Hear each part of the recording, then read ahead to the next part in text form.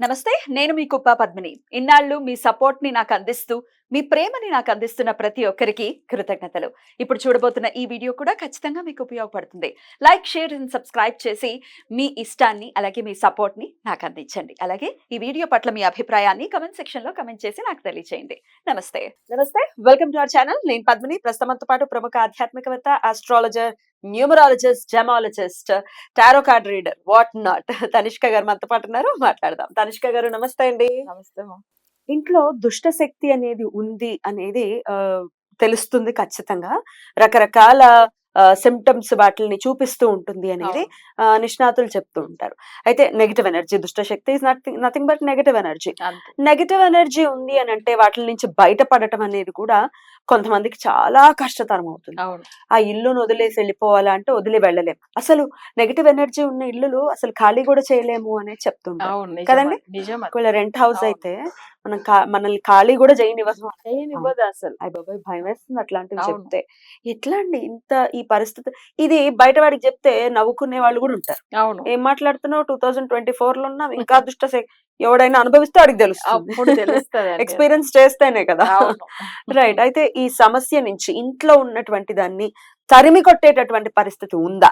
Alternative అంటే మంచి remedies ఏమైనా ఉన్నాయా?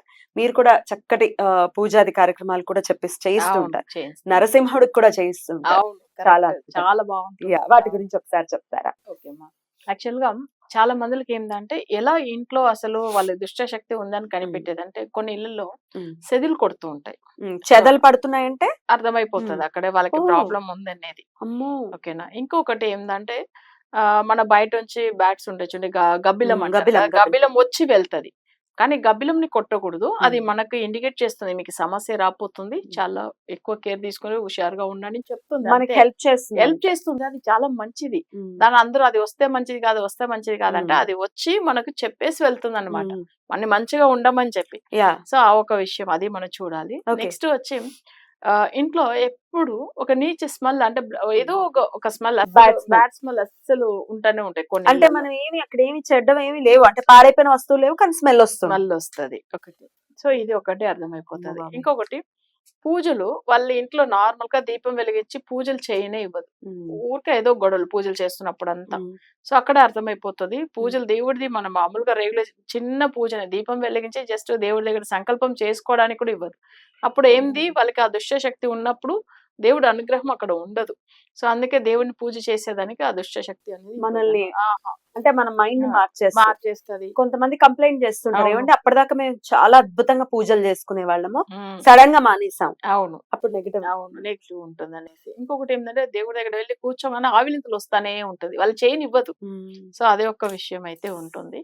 So, okay. ఎప్పుడు ఇంట్లో గొడవలు. ఓకేనా. ఎక్కువ గొడవలైతూ ఉంటుంది. వాళ్ళకి నిద్ర అస్సలు పట్టదు. అక్కడ దుష్టశక్తి ఉంటేనే నిద్రపోనివ్వదసలు వాళ్ళకి. అందులో ఏందంటే మరీ ఎర్లీ అవర్స్ కొంచేపు పడుకుండేసి మళ్ళీ అసలు వాళ్ళు మార్నింగ్ 10 వరకు కూడా లెవ్వరు. సో, అట్లా అయిపోతుంది. నైట్ హ్మ్. అంతా నిద్ర పట్టదు వాళ్ళకి. ఇట్లా వాళ్ళకి అర్థమైపోతది. ఆ ఇంట్లో ఇంత సమస్య ఉంది అనేసి.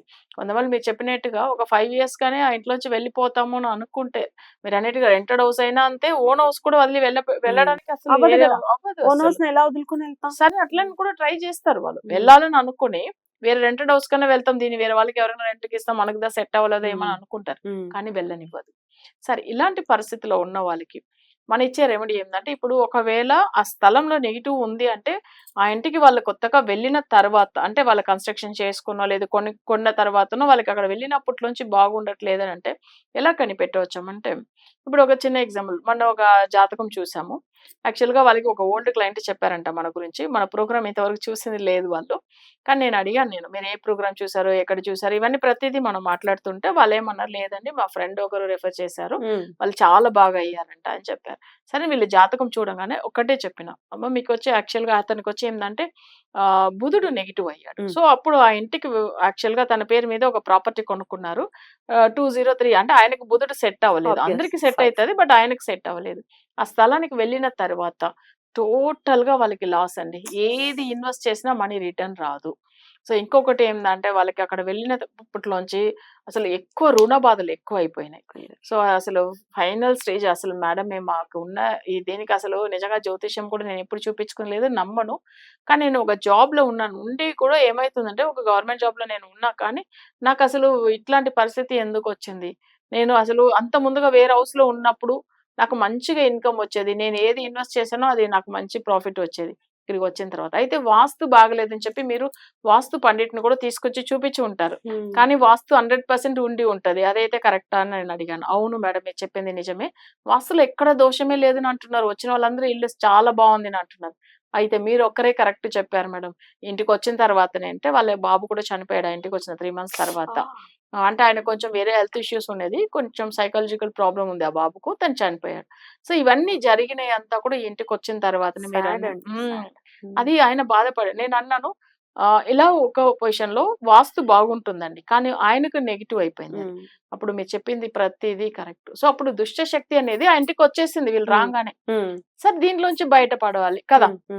కొన్ని జాతకాలు నేనన్నాను ఆయనకు మాంది గ్రహం అయినప్పుడు తప్పకుండా వశీకరణ పూజలు చేయించే కావాలి. లేకపోతే రిజల్ట్ రాదు. సరే ఒకవేళ వాళ్ళకి నెగెటివ్ ఎఫెక్ట్ లేదు అనుకోండి. సో అప్పుడు మనం చేయించే పూజలు ఎలా ఉంటుందంటే ఇప్పుడు కొంతమందికి ఏంటంటే మనకు నెగెటివ్ ఎఫెక్ట్ ఉన్నప్పుడు నార్మల్ గా వాళ్ళు చేయవలసిన చిన్న రెమెడీ ఒకటి చెప్తాను అది చెయ్యని. ఒకవేళ అది కూడా వాళ్ళకి వర్కౌట్ అవ్వట్లేదు అప్పుడు అంటే జాతకం చూపించుకోవాలి. ఎందుకంటే కొన్ని జాతకాలకు అసలు నెగెటివ్ ఎఫెక్ట్ ఉన్నప్పుడు చూడని కూడా ఇవ్వదు జాతకాలు. వెళ్ళనివ్వదు. ఆబ్వియస్ గా దేవుడి దగ్గరికి వెళ్ళనివ్వట్లేదంటే మరి ఆస్ట్రాలజీ దగ్గర కూడా వెళ్ళనివ్వదు.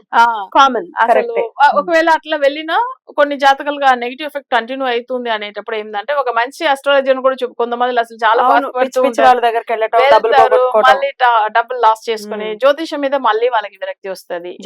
జరుగుతుంది కదా. ఎగ్జాక్ట్లీ. సో ఇదంతా ఎందుకు చెప్తున్నానంటే వాళ్ళు ఇంత బాగుంది వాస్తు గురించి చెప్పిన వాళ్ళు మరి ఎందుకు అక్కడ ఇంత సమస్య వచ్చింది నేను ఎలా ఏ ఇయర్ నుంచి వాళ్ళకి ఇట్లా జరిగింది అని చెప్పాను. బట్ వాళ్ళు ఎందుకు చెప్పలేకుండా పోయారు. సో అప్పుడు ఎక్కడంటే చక్రం ప్రకారం కనిపెట్టేవచ్చు వాళ్ళకి దేని వల్ల నెగటివ్ జరుగుతుంది అనేసి. సో అప్పుడు ఏమైతుందంటే ఆ స్థలానికి వాళ్ళు వచ్చిన తర్వాతనే ఇలా జరిగింది. సో ఇవన్నీ మనం క్లియర్ గా మనం చెప్పాము. సో వాళ్ళకి నార్మల్ రెమెడీ సెట్ అవ్వదు. వశీకరణ పూజదా చేయాలి అంటే మాంది గురించి చేపివ్వాలి. సో నెక్స్ట్ వచ్చి ఏంటంటే ఇప్పుడు ఇది కూడా మీరు చెప్పేటట్టు మీరు మాంది గ్రహం అంటారు కదా. అవును అవును ఇది కూడా మాంది గ్రహం నుంచే వస్తుందా? వస్తుంది. యాక్చువల్ గా మాంది గ్రహం అనేటప్పుడు చూడండి మనకు వచ్చి చాలా పవర్ఫుల్ గ్రహం కదా అది. సో అది వచ్చి బ్లాక్ మ్యాజిక్ ఉన్నా చూపిస్తుంది. వేరే ఏమన్నా అసలు మనకు నెగటివ్ ఎఫెక్ట్ ఉన్నా చూపిస్తుంది. పితృదోషాల గురించి చూపిస్తుంది. శత్రు బాధల గురించి చూపిస్తుంది.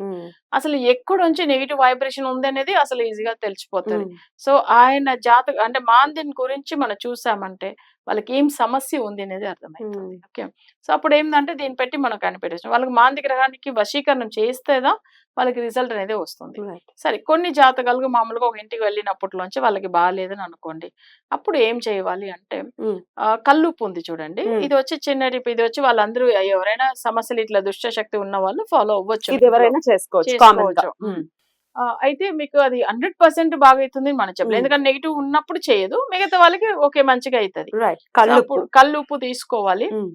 ఒక క్లాత్ ఒకటి తీసుకోవాలి. ఒకటి వైట్ క్లాత్ ఒకటి తీసుకొని దాంట్లో కొన్ని కల్లుప్పు వేసి వాళ్ళు రూమ్స్ ఇప్పుడు సపోజ్ వాళ్ళు 3 BHK లో ఉన్నారంటే సో అక్కడ 3 రూమ్ లోనే పెట్టాల్సిందండి. ఒక చిన్న క్లాత్ లో ముడి వేసి ఒక రూమ్ లో పెట్టేవాళ్ళు. ఒక చిన్న కబోర్డ్ లోను అంటే బయట మనకు కనిపించేలాగా కూడా పెట్టవచ్చు ఏం కాదు. అది వచ్చి ఒక 1 వీక్ అట్లనే ఉంచాలి. ఒకటి మన దేవుడి దగ్గర అట్లా మొక్కుని తీసుకెళ్లి పెట్టాలి. ఏమని నెగిటివ్ అనేది మా ఇంట్లోంచి తొలగిపోవాలి అని చెప్పి తీసుకెళ్లి ఒక్కొక్క రూమ్ లో కింద పెట్టచ్చా లేకపోతే ఒక చిన్న పైన ఏదైనా కబోర్డ్ లాగా అట్లా ఉంటే మనకు అది పెట్టేస్తాం అనుకోండి. ప్రతి రూమ్ లో అది అబ్జర్వ్ చేసుకుంటది. ప్రతి రూమ్ లోనూ పెట్టాలి చిన్నగా అంతే. అది అయితే ఏం చేస్తుందంటే ఆ నెగిటివ్ అంతా అబ్జర్వ్ చేసుకున్న తర్వాత తీసుకెళ్లి మనం 1 వీక్ తర్వాత శనివారం కానీ సో ఆదివారంలో కానీ తీసుకెళ్లి బయట ఎక్కడన్నా చెరువో లేదు బావియో లేదు గుట్టలో తీసుకెళ్లి మనం వేసేవాళ్ళు. వాటర్ లో వేసేవాళ్ళు. అంటే మన ఇంట్లో ఉన్న నెగిటివ్ అంతా వెళ్తుంది అనమాట. 1 వీక్ టైం తీసుకోవాలి. సో ఆ 1 వీక్ తర్వాత వాళ్ళకి పెట్టిన తర్వాత ఎలా ఉంది ఆ 1 వీక్ ఓకే బాగా అయిపోయిందంటే మనకు మళ్ళీ రెమెడీ గురించి వెళ్ళాల్సిన అవసరం లేదు. సో ఇది వచ్చి మనకి ఎప్పుడంతా మనకు బాధ అనిపిస్తుంది అప్పుడంతా పెడుతూ రావచ్చు. సో అది 1 వీక్ అలానే ఉంటుంది. నెక్స్ట్ వీక్ మళ్ళీ ఫ్రెష్ గా మనకు కావాలంటే పెట్టుకోవచ్చు.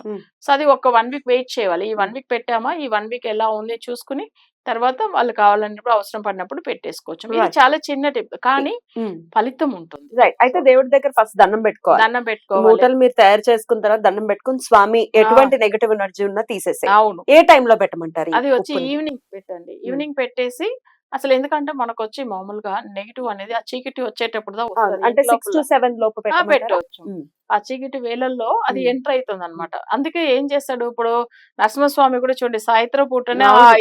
హిరణ్యుని అసుర వధ సంధ్య చేస్తున్నాడు. వేళలో. అవును. ఎందుకంటే ఆ టైమింగ్ లో వాళ్ళు ఎంటర్ అవ్వకుండా అక్కడే ఆపేస్తున్నాడు కదా రైట్. ఆయన లోపల. అట్లా రైట్. సేమ్ అదే ఉంటుంది. రైట్. ఆ ఈవినింగ్ టైమింగ్ లో అంటే చీకటి అయిన తర్వాతనే పెట్టాలి. So right. అలా పెట్టేసి ఏదైనా ఉంటే అది తీసుకుంటది అనమాట. తీసుకెళ్లి మనం వచ్చే శనివారం ఆదివారం తీసుకెళ్లి వాటర్ లో కలిపేవచ్చుము. ఇంకొకటి ఏంటంటే ఒక దుష్ట శక్తి ఉంది అంటే ఇంకో ఆ ఇంట్లో నిమ్మపండు ఒకటి తీసుకోవాలి. ఉమ్. నిమ్మపండు తీసుకొని అసలు ఒక చిన్న మన ఏదైనా ఒక ప్లేట్ ఏదైనా పెట్టి దేవుడి దగ్గర మొక్కుని అవి పెట్టాలి. పెడితే మనకు అది వచ్చి నెగిటివ్ ఉంది అంటేనే దానిలో రూపాలు కొన్ని కనిపిస్తది. కలర్ మార్పు మారుతది. ఉమ్. అసలు అది ఏమైతుందంటే మారుతున్నప్పుడు వాళ్ళకి నెగెటివ్ ఉందని కన్ఫర్మ్ అయిపోతుంది అక్కడ. ఉమ్. సో అప్పుడు వాళ్ళకి మరి ఇప్పుడు ఈ వీక్ పెట్టాము. అలానే బాగుంది అంటే వాళ్ళకి నెగెటివ్ లేదని అర్థం. ఉమ్. 1 వీక్ వరకు చూడవచ్చు. అసలు ఏం లేదని అర్థం. మళ్ళీ అది కలర్ మారుతున్నది లేదా కుళ్ళిపోతుందంటే తప్పకుండా మనం ఏదైనా మంచి రెమెడీ ఫాలో అయ్యే కావాలి. రైట్. సో అప్పుడు ఏందంటే వాళ్ళకి నెగెటివ్ ఎక్కువ ఉంది అని అర్థం అది. ఓకే. సో దాన్ని పెట్టి మంచి పవర్ఫుల్ పూజ చేయించుకోవాలి. చేయించాలి ఖచ్చితంగా. చిన్న చిన్న వాటికైతే ఇప్పుడు మీరు చెప్పిన రెమెడీస్ తో వెళ్ళిపోతుంది. కానీ ఇది చేస్తున్నా కూడా ఏమీ సెట్ అవ్వట్లేదు. డెఫినెట్ గా చాలా చాలా ప్రశాంతతను తీసుకురావాలి మన వాళ్ళకని మనస్ఫూర్తిగా కోరుకుంటూ చాలా చక్కగా వివరించారండి. కృతజ్ఞతలు. నమస్తే. నమస్తే.